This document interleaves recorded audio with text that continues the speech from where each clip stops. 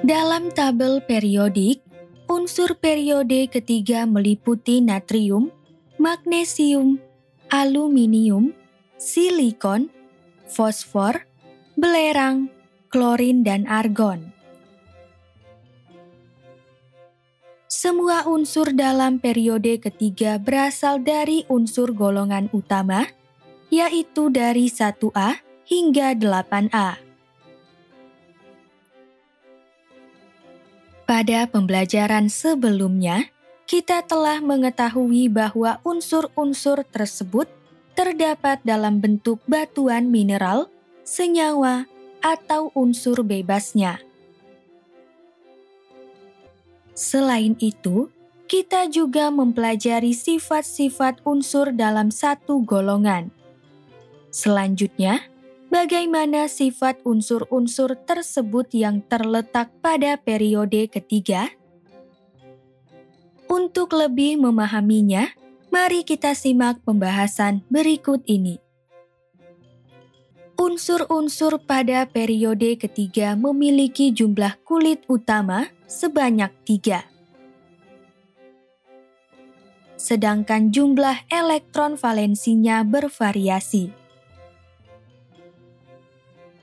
Jumlah elektron valensi dari unsur-unsur periode ketiga dari kiri ke kanan akan makin meningkat, yaitu dari 1 hingga 8.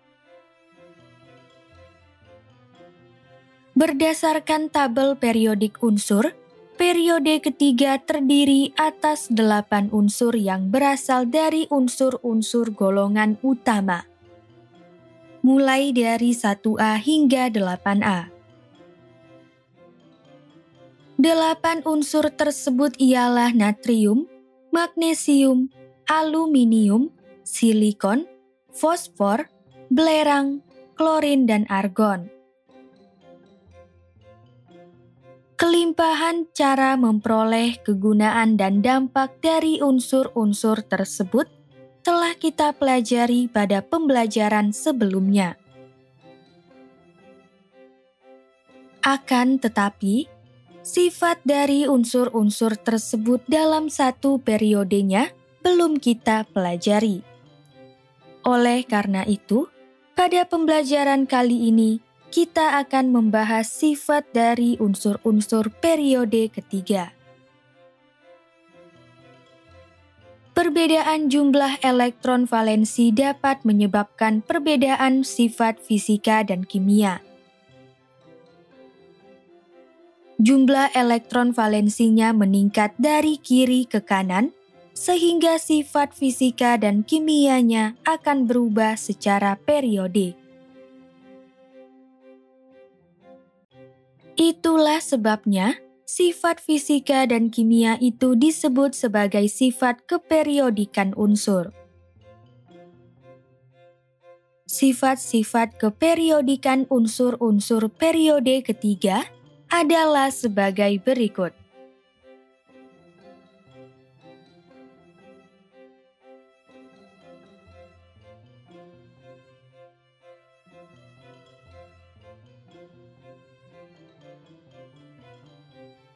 Sifat-sifat fisika dari unsur-unsur periode ketiga yang akan kita bahas ialah jari-jari atom, titik didih dan titik leleh, energi ionisasi, afinitas elektron, keelektronegatifan, sifat logam, serta sifat konduktor listrik. Jari-jari atom. Jari-jari atom adalah jarak dari inti atom terhadap kulit terluar atau kulit valensinya. Seiring bertambahnya nomor atom dari unsur-unsur periode ketiga dari kiri ke kanan, jumlah protonnya juga akan bertambah. Dalam keadaan atom netral, jumlah proton sama dengan jumlah elektronnya. Sehingga unsur-unsur periode ketiga dari kiri ke kanan juga mengalami kenaikan jumlah elektron. Hal ini mengakibatkan gaya tarik-menarik antara inti atom dan elektron yang berada di kulit terluarnya makin kuat. Akibatnya, jari-jari atom dari unsur-unsur periode ketiga akan makin mengecil dari kiri ke kanan. Titik leleh dan titik didih. Berdasarkan tabel tersebut, tampak bahwa unsur silikon adalah unsur periode ketiga dengan titik didih dan titik leleh yang paling tinggi.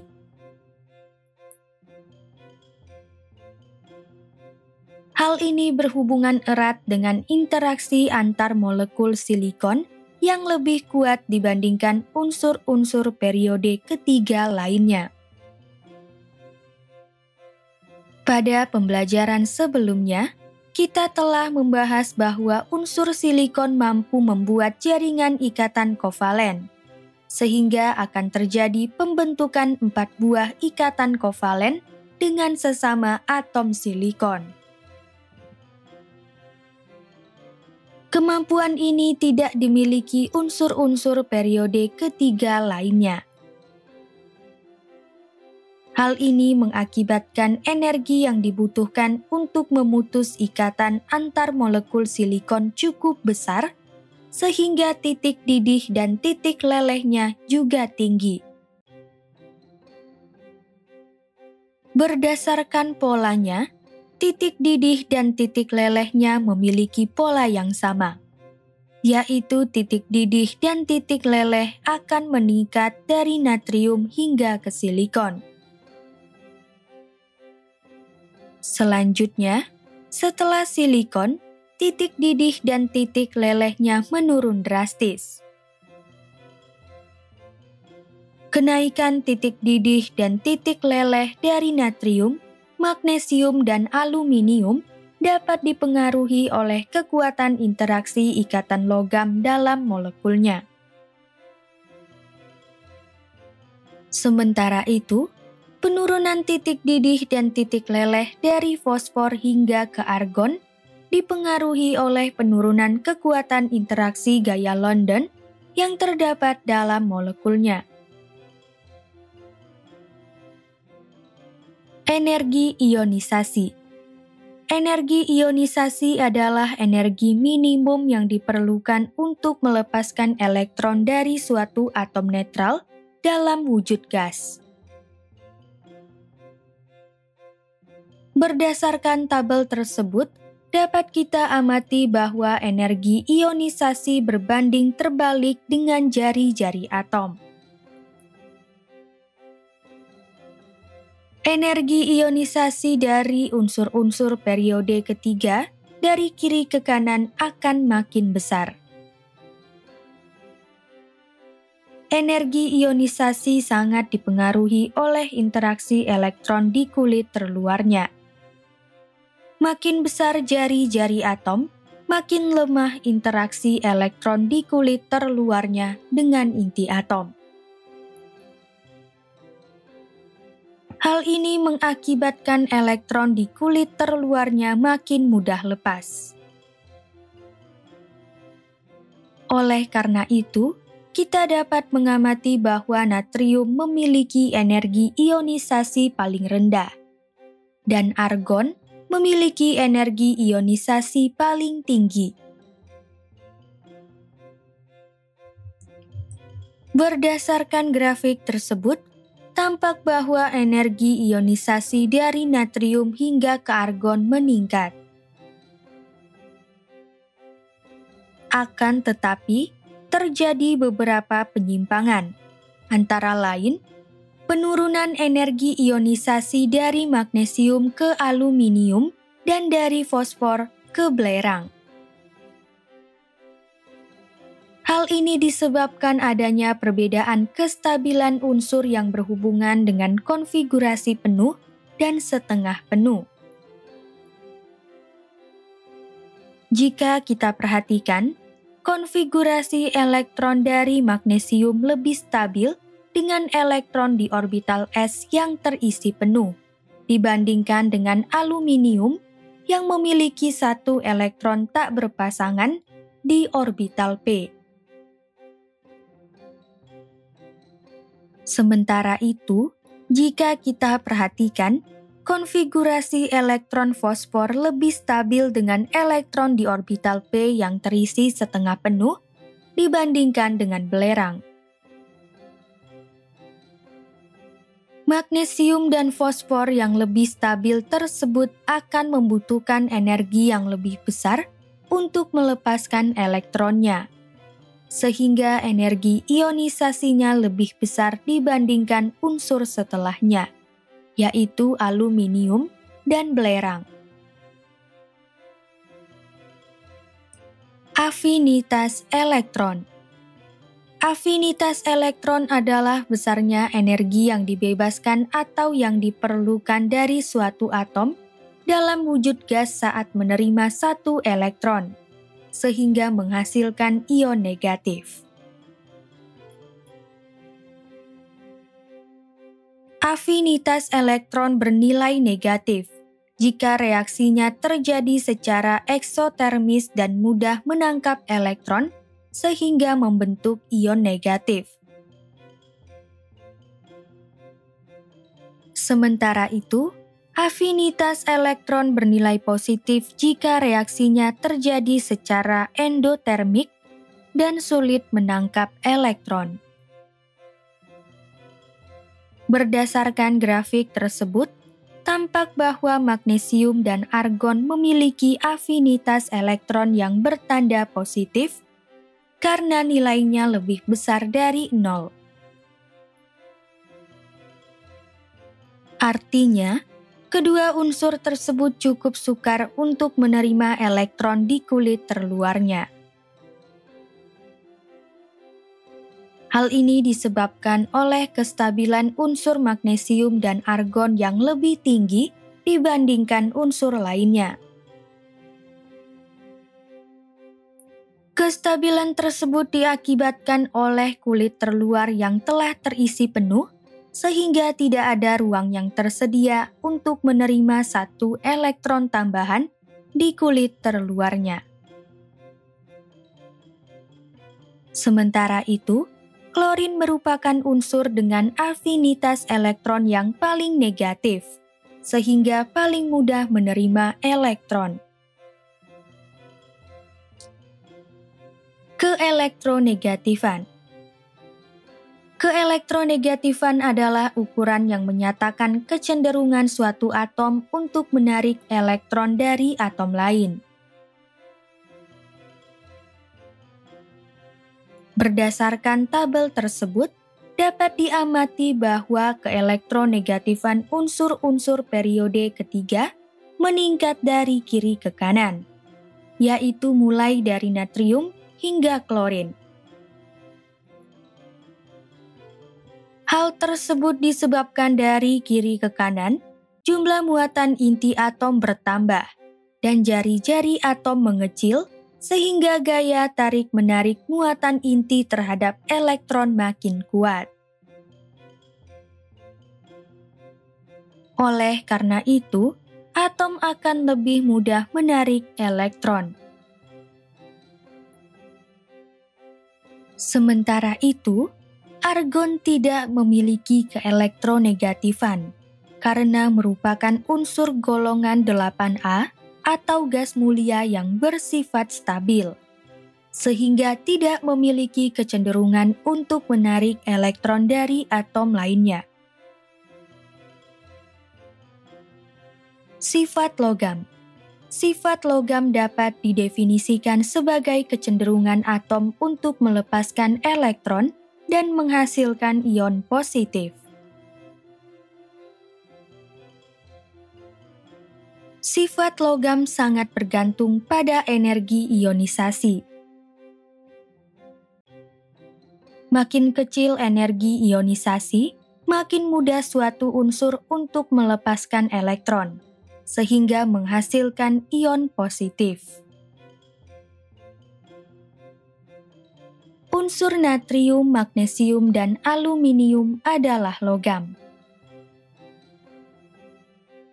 Sementara itu, silikon adalah metaloid. Sementara itu fosfor, belerang, klorin, dan argon adalah non-logam. Sifat konduktor listrik. Sifat konduktor listrik dipengaruhi oleh sifat logam. Dari unsur-unsur periode ketiga tersebut, yang dapat berperan sebagai konduktor listrik ialah natrium, magnesium, dan aluminium. Sementara itu, silikon bersifat semilogam atau metaloid yang bersifat semikonduktor. Sementara itu, fosfor, belerang, klorin, dan argon tidak berperan sebagai konduktor listrik atau bersifat isolator, karena merupakan non-logam. Sifat-sifat kimia unsur-unsur periode ketiga. Selain sifat-sifat keperiodikan unsur, tiap unsur periode ketiga memiliki sifat-sifat kimia yang berbeda. Sifat-sifat kimia tersebut meliputi kereaktifan unsur serta sifat asam dan basa. Kereaktifan. Kereaktifan menyatakan kemudahan suatu atom untuk bereaksi dengan zat lainnya. Kereaktifan unsur erat kaitannya dengan kecenderungan melepas atau menerima elektron. Dalam unsur-unsur periode ketiga, dari natrium hingga klorin bersifat reaktif, sedangkan argon bersifat tak reaktif. Dari kiri ke kanan, daya pereduksi unsur-unsur periode ketiga menurun sehingga natrium merupakan reduktor terkuat, sedangkan klorin merupakan oksidator terkuat.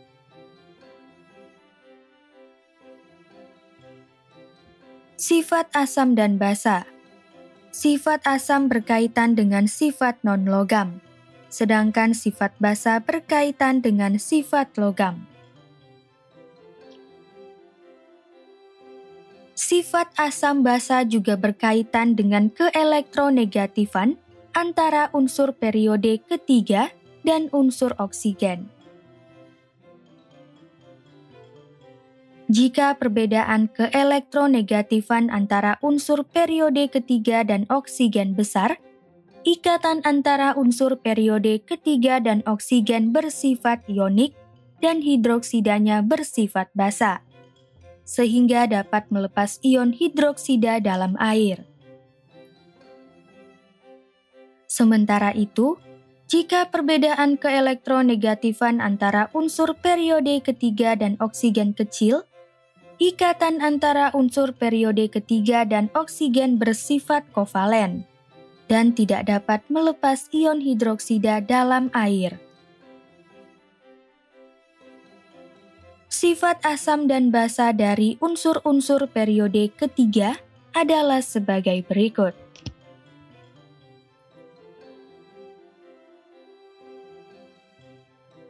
Kesimpulan. Poin-poin penting pada pembelajaran kali ini adalah sebagai berikut. Pertama, berdasarkan tabel periodik unsur, periode ketiga terdiri atas natrium, magnesium, aluminium, silikon, fosfor, belerang, klorin, dan argon. Kedua, unsur-unsur dalam periode ketiga memiliki jumlah kulit utama sebanyak 3. Sedangkan jumlah elektron valensinya bervariasi. Ketiga, jumlah elektron valensi dari unsur periode ketiga dari kiri ke kanan akan makin meningkat, yaitu dari 1 hingga 8. Keempat, sifat-sifat keperiodikan unsur-unsur periode ketiga ditunjukkan oleh tabel berikut.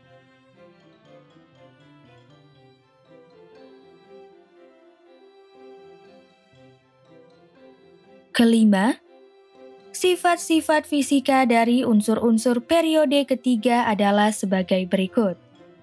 Jari-jari atom mengecil dari kiri ke kanan. Titik didih dan titik leleh akan meningkat dari natrium hingga silikon. Selanjutnya setelah silikon, titik didih dan titik lelehnya menurun drastis. Afinitas elektron bervariasi dari kiri ke kanan. Afinitas elektron yang paling negatif dimiliki oleh klorin, sedangkan afinitas elektron yang bernilai positif dimiliki oleh magnesium dan argon. Keelektronegatifan unsur-unsur periode ketiga meningkat dari kiri ke kanan, yaitu mulai dari natrium hingga klorin. Berdasarkan sifat logamnya, unsur natrium, magnesium, dan aluminium adalah logam, sedangkan silikon adalah metaloid. Sementara itu, fosfor, belerang, klorin, dan argon adalah non-logam.